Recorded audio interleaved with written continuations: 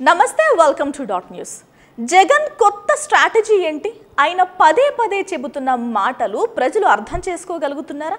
అసలు ఆ మాటల వెనుకున్న అంతరార్థం ఏంటి? వచ్చే ఎన్నికలకి ఇప్పటి నుంచే ప్రజలకు దగ్గరవ్వాలని అనుకుంటున్నారా? మరి జననేతను జనం అక్కున చేర్చుకున్నట్లేనా? అంటే దాదాపు అవును అని అనిపిస్తున్నాయి ప్రస్తుత పరిస్థితులు.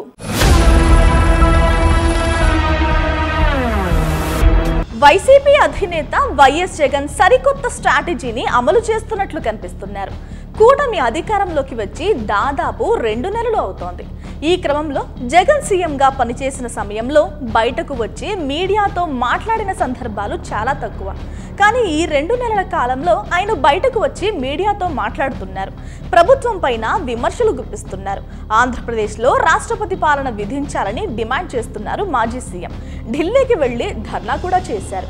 ఈ అన్ని సందర్భాలలో కూడా జగన్మోహన్ రెడ్డి పదే పదే చెబుతున్న కొన్ని మాటలు ఆయన వ్యూహం ఏంటనేది చెబుతున్నాయి.